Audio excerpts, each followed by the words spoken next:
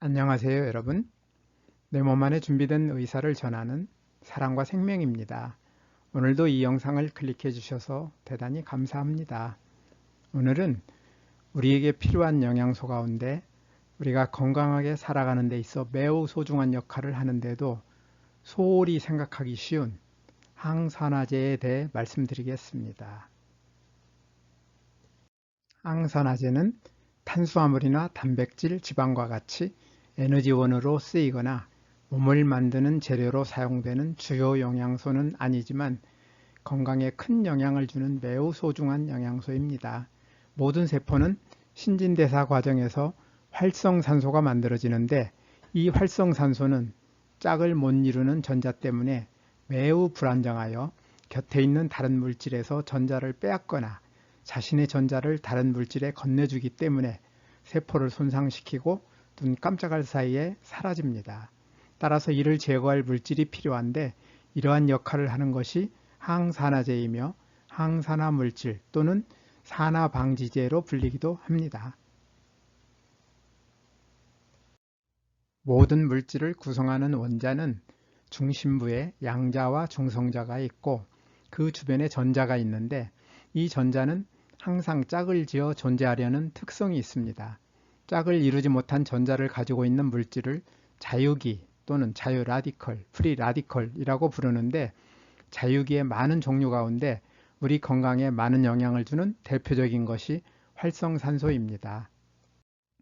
활성산소는 세포 안의 미토콘드리아에서 정상적인 신진대사의 부산물로 많이 만들어지는데 백혈구가 침입하는 병원체를 죽이기 위해 만들기도 하며 우리가 먹는 음식이나 약물, 공기, 물에 들어있는 해로운 물질에 노출된 세포가 저산소증 또는 과산소증과 같은 비정상적인 환경에서 만들기도 하는데 대표적인 것으로 튀긴 음식이나 알코올, 담배 연기, 살충제, 공기 오염물질이 있습니다.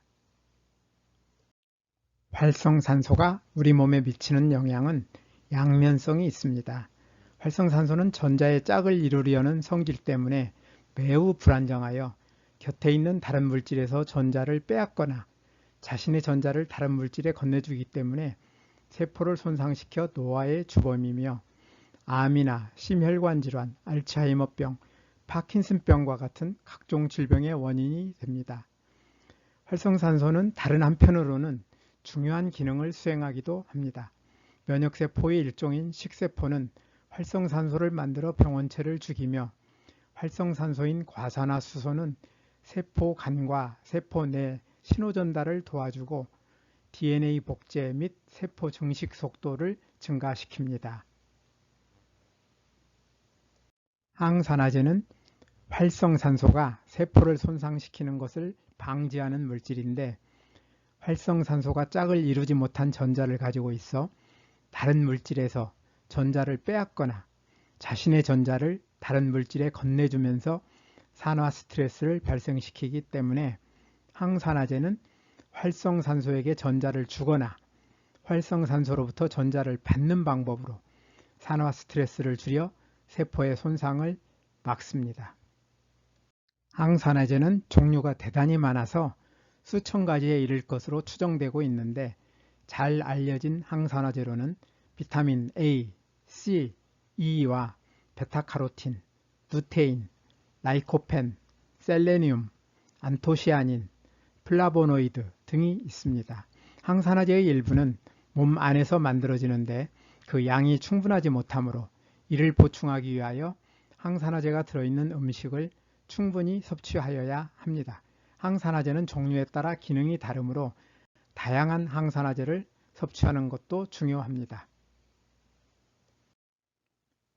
활성산소의 양면성 때문에 활성산소는 너무 적게 생기거나 너무 많이 생기는 것보다는 적당히 생기는 것이 좋으며 활성산소와 항산화제가 균형 상태를 유지하는 것이 좋습니다.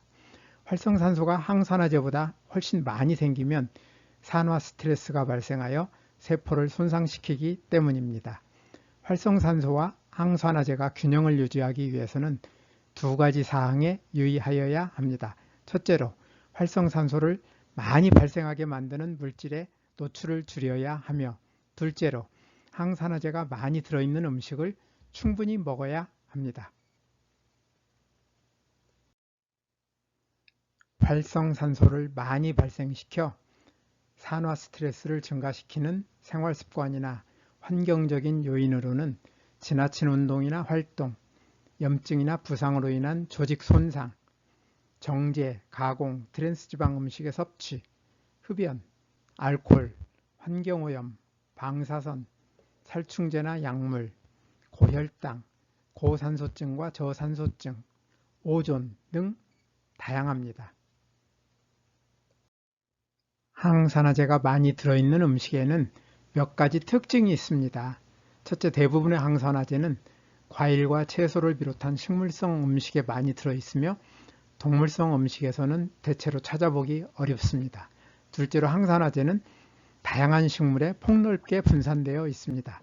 예를 들면 비타민 C는 과일이나 채소에 많이 들어있으며 비타민 E는 곡식의 씨눈에 많이 들어있고 베타카로틴은 당근에 많이 들어있어서 편식하는 것은 좋지 않으며 골고루 먹는 것이 중요합니다. 셋째로 어떤 항산화제가 많이 들어있느냐에 따라 식물의 색깔이 바뀌는 경우가 많습니다.